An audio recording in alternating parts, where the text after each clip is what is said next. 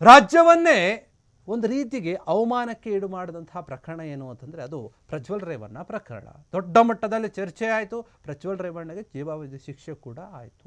ಆದರೆ ಈ ಪ್ರಕರಣದಲ್ಲಿ ತನಿಖೆಯನ್ನು ಮಾಡಿ ಪ್ರಜ್ವಲ್ ರೇವಣ್ಣಗೆ ಆ ರೀತಿಯಾದಂತಹ ದೊಡ್ಡ ಮಟ್ಟದ ಶಿಕ್ಷೆಯನ್ನು ಕೊಡಿಸೋಕೆ ಕಾರಣವಾದಂತಹ ಪೊಲೀಸರೇನಿದ್ದಾರೆ, ಆ ತನಿಖಾ ತಂಡ ಏನಿದೆ, ಅವರಿಗೆ ಈಗ ಸರ್ಕಾರದಿಂದ ದೊಡ್ಡ ಮಟ್ಟದ ಗಿಫ್ಟ್ ಕೊಡಲಾಗಿದೆ.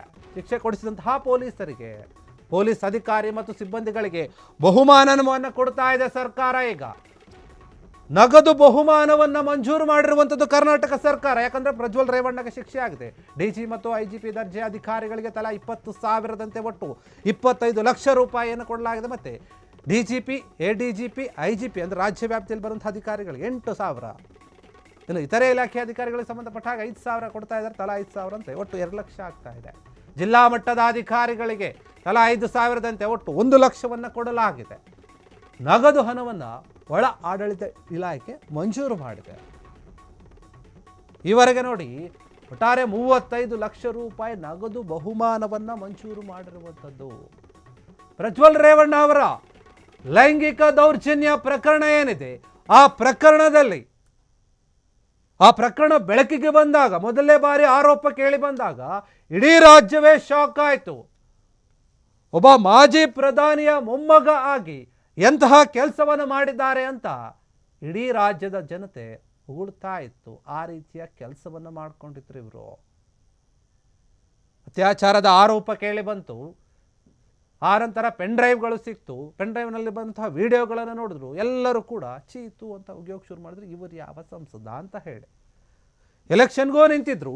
ಆ ಎಲೆಕ್ಷನ್ನ ಸಮಯದಲ್ಲಿ ಅವರ ಡ್ರೈವರ್ ಏನಿರ್ತಾರಲ್ವಾ, ಆ ಡ್ರೈವರೇ ಈ ವಿಡಿಯೋಗಳನ್ನು ಹರಿಬಿಡುತ್ತಾರೆ ಅಂತ, ಅಥವಾ ಇನ್ನೊಬ್ಬರು ಬೇರೆಯವರು.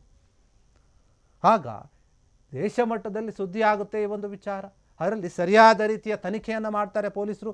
ಯಾರ್ದು ತಪ್ಪಿದೆ, ಯಾರ್ದು ತಪ್ಪಿಲ್ಲ, ಇದು ಸುಮ್ಮನೆ ಆರೋಪ ಮಾಡಿರುವಂಥದ್ದು ಅಥವಾ ನಿಜವಾಗಿಯೂ ಕೂಡ ಪ್ರಜ್ವಲ್ ರೇವಣ್ಣ ಅವರಿಂದ ಅತ್ಯಾಚಾರ ನಡೆದಿದೆಯಾ ಅನ್ನುವಂಥ ರೀತಿಯಲ್ಲಿ ಅಧಿಕಾರಿಗಳು ಎಲ್ಲ ರೀತಿಯಲ್ಲಿ ತನಿಖೆಯನ್ನು ಮಾಡಿ ವರದಿಯನ್ನು ಸಲ್ಲಿಸ್ತಾರೆ. ಅದರಲ್ಲಿ ಗೊತ್ತಾಗುತ್ತೆ ನಿಜವಾಗಿಯೂ ಕೂಡ ಪ್ರಜ್ವಲ್ ರೇವಣ್ಣ ಅಪರಾಧಿ ಅಂತ ಹೇಳಿ. ಕೋರ್ಟ್ ಆದೇಶವನ್ನು ಕೊಡುತ್ತೆ ಈ ಒಂದು ವಿಚಾರವಾಗಿ. ಜೀವಾವಧಿ ಶಿಕ್ಷೆಯನ್ನು ಕೊಡುತ್ತೆ ಪ್ರಜ್ವಲ್ ರೇವಣ್ಣ ಅವರಿಗೆ. ಆ ಶಿಕ್ಷೆಯನ್ನು ಕೊಡಿಸೋಕೆ ಕಾರಣ ಆಗಿದ್ದಾರಲ್ಲ ಅಧಿಕಾರಿಗಳು, ಅವರಿಗೆ ಈಗ ಬಹುಮಾನವನ್ನು ಕೊಡ್ತಾ ಇದೆ. ಅದು ಕೂಡ ನಗದು ಬಹುಮಾನವನ್ನು ಸರ್ಕಾರ ಕೊಡ್ತಾ ಇರುವಂಥದ್ದು. ಡಿಜಿ ಮತ್ತು ಐಜಿಪಿ ದರ್ಜೆ ಅಧಿಕಾರಿಗಳಿಗೆ ಒಬ್ಬೊಬ್ಬರಿಗೆ 20,000 ಅಂದರೆ ಒಟ್ಟಾಗಿ 25 ಲಕ್ಷ ಕೊಡ್ತಾ ಇದ್ದಾರೆ. ಅದಾದಮೇಲೆ ಡಿಜಿಪಿ, ಎಡಿಜಿಪಿ ಮತ್ತು ಐಜಿಪಿ ರಾಜ್ಯ ವ್ಯಾಪ್ತಿಗೆ ಯಾರು ಬರ್ತಾರೆ ಆ ಅಧಿಕಾರಿಗಳೇ ಒಬ್ಬರಿಗೆ 8,000ದಂತೆ 3 ಲಕ್ಷ ರೂಪಾಯಿ ಕೊಡ್ತಾ ಇದ್ದಾರೆ. ಇಲಾಖೆಯ ಅಧಿಕಾರಿಗಳಿಗೆ ಅಂದರೆ ಬೇರೆ ಬೇರೆ ಇಲಾಖೆ ಅಧಿಕಾರಿಗಳು ಯಾರ್ಯಾರು ಇದ್ದಾರೆ, ಅಧಿಕಾರಿ ಮತ್ತು ಸಿಬ್ಬಂದಿಗಳಿಗೆ ಒಬ್ಬರಿಗೆ 5,000ದಂತೆ 2 ಲಕ್ಷ ರೂಪಾಯಿ ಕೊಡ್ತಾ ಇದ್ದಾರೆ. ಇನ್ನು ರಾಜ್ಯ ಮಟ್ಟದ ಅಧಿಕಾರಿಗಳಿಗೆ ಅಥವಾ ಜಿಲ್ಲಾ ಮಟ್ಟದ ಅಧಿಕಾರಿಗಳಿಗೆ ಒಬ್ಬರಿಗೆ 5,000 ರೂಪಾಯಿಂದ 1 ಲಕ್ಷ ರೂಪಾಯಿ ಕೊಟ್ಟಿದೆ. ಇದೆಲ್ಲವೂ ಕೂಡ ಕ್ಯಾಶ್ ಕೊಟ್ಟಿರುವಂಥದ್ದು. ಚೆಕ್ಕು ಆ ರೀತಿಯಾಗಿ ಏನು ಕೊಟ್ಟಿಲ್ಲ. ಈ ಎಲ್ಲ ಹಣವನ್ನು ಒಳ ಆಡಳಿತ ಮಂಡಳಿ ಏನಿದೆ ಅದು ಕೊಟ್ಟಿದೆ, ಮಂಜೂರು ಮಾಡಿದೆ ಈಗಾಗಲೇ. ಈ ಎಲ್ಲ ದುಡ್ಡನ್ನು ಸೇರಿಸೋದಾದರೆ ಒಟ್ಟು ಟೋಟಲ್ ಆಗಿ 35 ಲಕ್ಷ ರೂಪಾಯಿ ನಗದು ಬಹುಮಾನವನ್ನು ಕೊಡಲಾಗ್ತಾ ಇದೆ. ಈ ಒಂದು ವಿಚಾರದಲ್ಲಿ ಕೊಟ್ಟಿದ್ದಾರೆ ಕೂಡ ಅಂತ ಹೇಳ್ತಿದ್ದಾರೆ. ಇನ್ನೂ ಕೂಡ ಕೊಡುವಂತಹ ನಿರೀಕ್ಷೆ ಇದೆ. ಯಾಕಂದರೆ ಅಧಿಕಾರಿಗಳು ಸರಿಯಾದ ರೀತಿಯಲ್ಲಿ ಕೆಲಸ ಮಾಡಿದ್ದಾರೆ. ಅವರಿಗೆ ನಾವು ಗೌರವ ಕೊಡಬೇಕು ಮತ್ತು ಅವರ ಕೆಲಸವನ್ನು ಗುರುತಿಸಬೇಕು ಅನ್ನುವಂತಹ ದೃಷ್ಟಿಯಲ್ಲಿ ರಾಜ್ಯ ಸರ್ಕಾರ ಈ ರೀತಿಯಾದಂತಹ ಬಹುಮಾನವನ್ನು ಕೊಟ್ಟಿರುವಂಥದ್ದು. ಕ್ಷಣ ಕ್ಷಣದ ಸುದ್ದಿಗಳಿಗಾಗಿ ಫ್ರೀಡಂ ಟಿವಿ ಸಬ್ಸ್ಕ್ರೈಬ್ ಮಾಡಿ, ಲೈಕ್ ಮಾಡಿ ಹಾಗೂ ಫಾಲೋ ಮಾಡಿ. ಹೊಸ ಸುದ್ದಿಗಳ ನೋಟಿಫಿಕೇಶನ್ಗಾಗಿ ಬೆಲ್ ಐಕಾನ್ ಮೇಲೆ ಕ್ಲಿಕ್ ಮಾಡಿ.